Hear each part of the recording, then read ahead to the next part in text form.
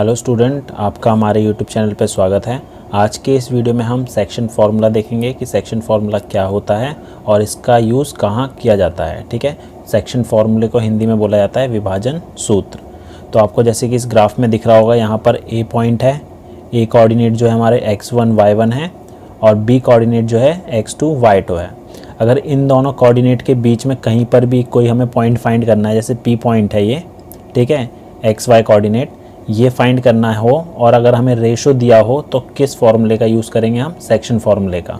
तो मैं यहाँ लिख देता हूँ, जैसे हमारे पास ए कोऑर्डिनेट है, ये एक लाइन हमने ले ली, ठीक है, ये ए कोऑर्डिनेट हो गया और ये बी हो गया। तो ये हमारा हो गया x1 और ये y1 और ये हो जाएगा x2 y2। ठीक है, अब इसके बीच में कहीं पर भी अगर हमें p पॉइंट फाइंड करना है, जिसको हमने xy ले लिया, जो m1 और m2 के रेशो में डिवाइड कर रहा है इसको। ठीक है, तो हमारा यहाँ पे m1 m2 क्या हो जाएगा? m1 रेशो m2, ये हो जाएगा एक तरीके से रेशो। ठीक है, तो रेशो अगर हमें दिया हो और हमें a और b कोऑर्डिनेट दिए हो तो हम इसके बीच का अगर कोई भी p पॉइंट फाइंड करना है तो हम निकाल सकते हैं, वो भी किस फॉर्मूले से? Section formula. अब सेक्शन फार्मूला क्या होता है? जैसे हमें फाइंड करना है p पॉइंट फाइंड करना है, p x y फाइंड करना है, ठीक है, तो हमारा जो सेक्शन फार्मूला होगा वो होगा m1 x2 plus m2 x1 upon में m1 प्लस m2, ये हमारा x कोऑर्डिनेट होगा, और y हमारा क्या हो जाएगा? m1 y2 plus m2 y1 upon में m1 प्लस m2। तो हमारा ये जो है ये सेक्शन फार्मूला हो जाएगा। अब सेक्शन फार्मूले को अच्छी तरीके से समझने के लिए एग्जांपल करते हैं। तो जैसे कि इसमें एक क्वेश्चन दिया हुआ है, इसमें बोला है find the coordinates of the point which divides the joining of -17 and 4-3 in the ratio 2:3। ठीक है, तो हमें एक कोऑर्डिनेट फाइंड करना है। अब जैसे कि हमें 2 पॉइंट दिए हुए हैं, हमने यहाँ एक लाइन ड्रॉ कर दी इसको समझने के लिए। जैसे ए पॉइंट हमें दे दिया -1 और 7 और बी पॉइंट दे दिया हमें 4-3। ठीक है, अब इसके बीच में हमें कोई पी पॉइंट ले लिया, इसको हमने एक्स और वाई ले लिया। ठीक है, और हमें रेशो क्या दे रखा है जो इस लाइन को डिवाइड कर रहा है? 2:3। ठीक है, तो हमारे पास m1 m2 भी हो गया, तो हमारे पास m1 हो गया 2 और m2 हो गया 3। ठीक है, और x1 y1 और x2 y2 तो हमारे पास है ही, तो a के जो कोऑर्डिनेट है ये क्या हो जाएंगे हमारे? x1 और y1, और b के कोऑर्डिनेट्स हो जाएंगे x2 और y2। ठीक है, तो हम क्या करेंगे? सेक्शन फार्मूले का यूज़ करके p कोऑर्डिनेट्स फाइंड कर लेते हैं। तो हमारे पास जो सेक्शन फार्मूला होता है वो क्या होता है? Section formula.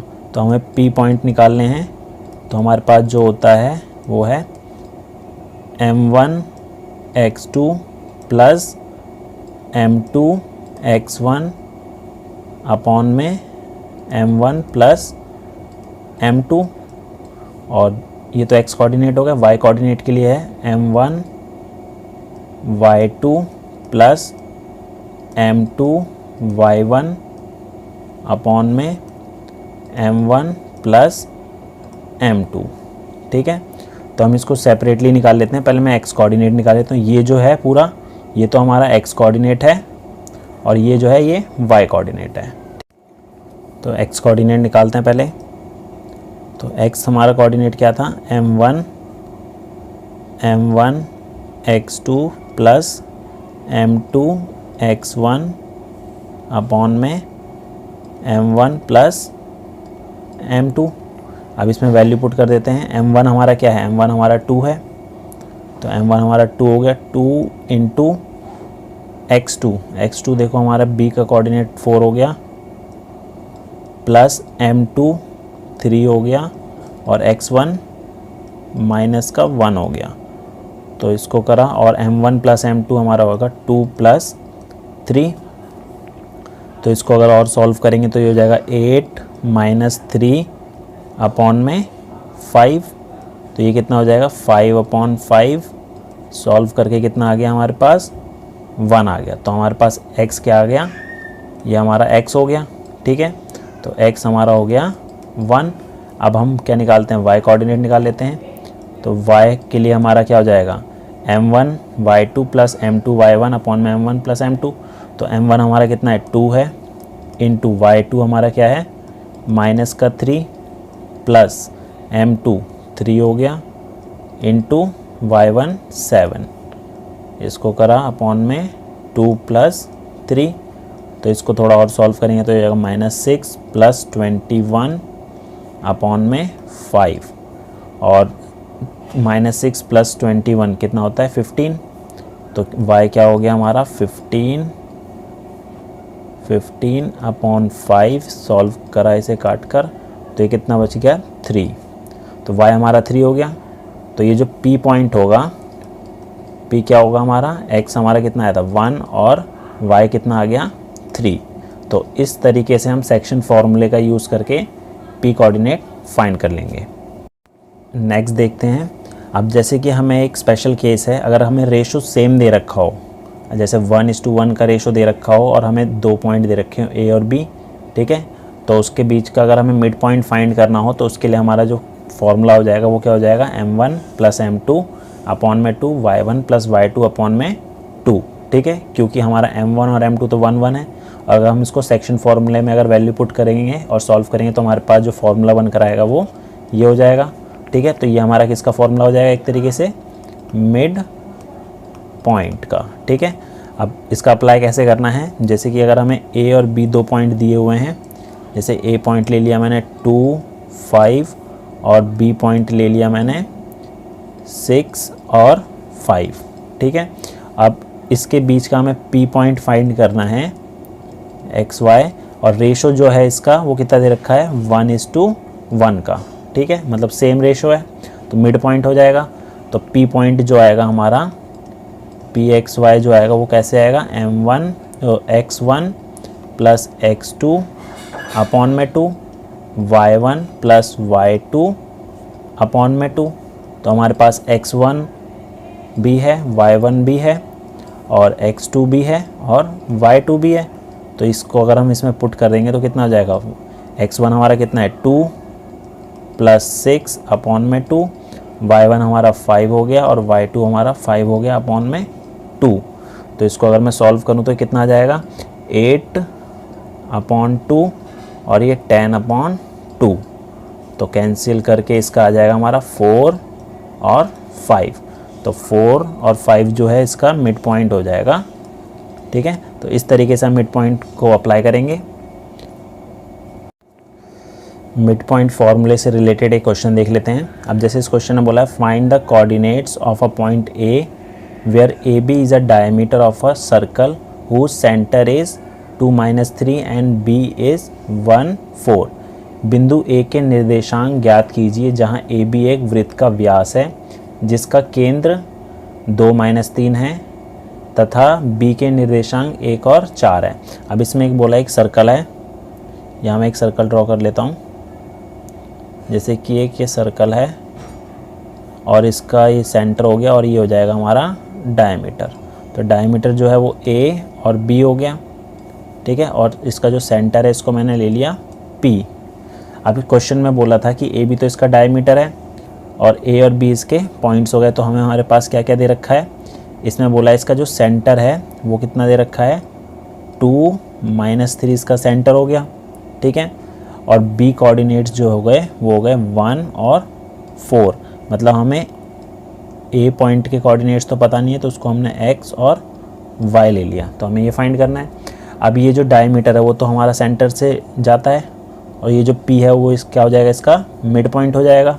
ठीक है, तो हम इसमें मिड पॉइंट फार्मूला अप्लाई कर सकते हैं। तो पी क्या है हमारा, इसका P2 - 3 क्या है, ये मिड पॉइंट है।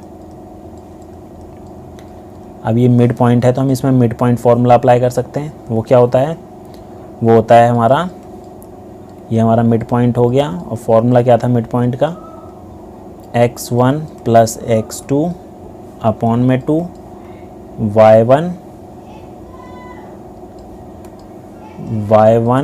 प्लस y2 अपॉन में 2, ठीक है।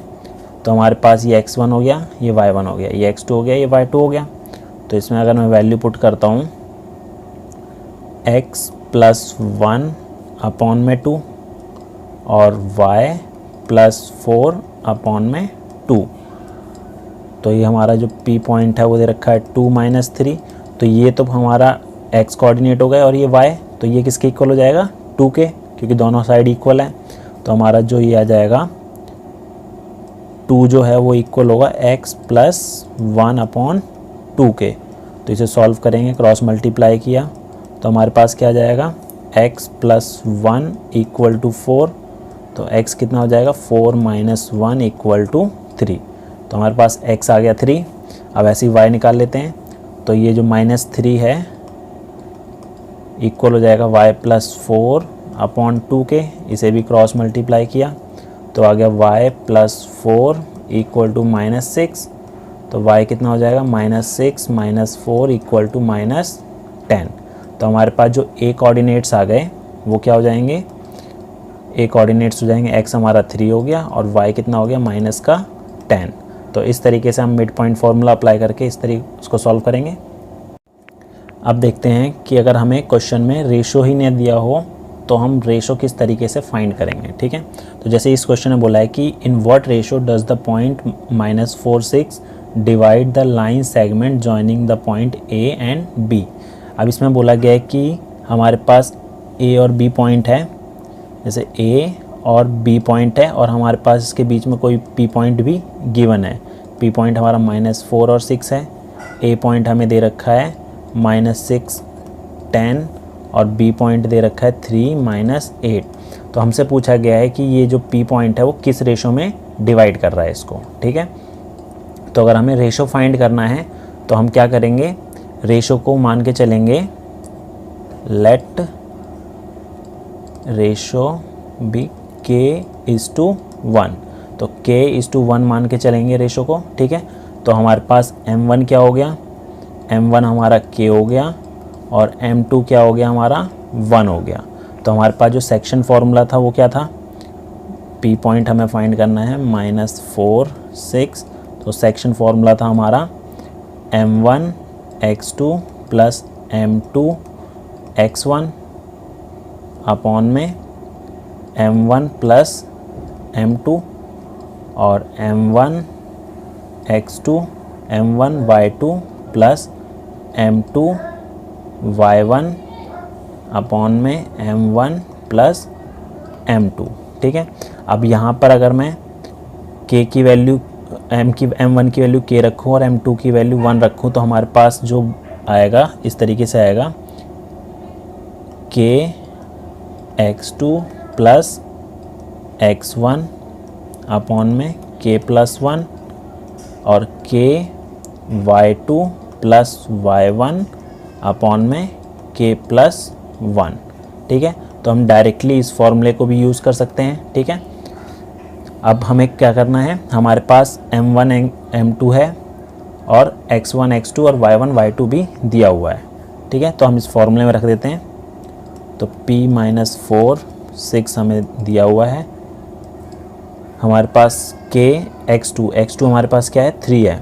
तो ये हो जाएगा 3k प्लस x1 हमारा -6 है और अपॉन में आ गया k प्लस 1। ऐसे ही हमारे पास k y2 हमारा कितना -8, तो -8k प्लस y1 हमारा 10 अपॉन में k प्लस 1, ठीक है। अब हमें क्या करना है, हमारे पास ये जो है ये पूरा कोऑर्डिनेट जो है वो x है और ये जो पूरा है ये y है और हमारे पास x और y दोनों कोऑर्डिनेट दिए हुए हैं, ठीक है। तो हम क्या करेंगे, किसी भी एक को इक्वल लेकर चलेंगे और k की वैल्यू फाइंड कर लेते हैं। तो हम x को इक्वल लेकर चलते हैं, ठीक है। -4 को इक्वल रखते हैं 3k -6 अपॉन, तो हम इक्वल रख देते हैं -4 इक्वल हो जाएगा किसके 3k -6 अपॉन में k प्लस 1 के। तो अब इसको क्रॉस मल्टीप्लाई किया तो ये क्या हो जाएगा -4 into k plus 1 equal to 3k minus 6, तो ये हो जाएगा minus 4k minus 4 equal to 3k minus 6। तो k वाली टर्म को लेफ्ट हैंड साइड लेकर आ गए तो माइनस 3k हो जाएगा, यहाँ प्लस था तो यहाँ का माइनस हो गया, और ये माइनस का 4 है तो इधर आकर प्लस का 4 हो जाएगा, तो माइनस 6 प्लस 4, तो ये कितना हो गया माइनस माइनस प्लस, तो 7k इक्वल टू माइनस 2, तो माइनस से माइनस कैंसिल हो गया, तो k हमारा क्या आ गया 2/7। ठीक है, तो हमारे पास जो रेशो आएगा वो क्या हो गया, रेशो हो जाएगा हमारा 2:7। ठीक है, ये तो हमने x को इक्वल लेके सॉल्व करा है। अगर हम y को भी इक्वल लेके सॉल्व करते तो भी हमारा सेम रेशो आता, जैसे कि 6 equal to minus 8k plus 10 upon में k प्लस 1।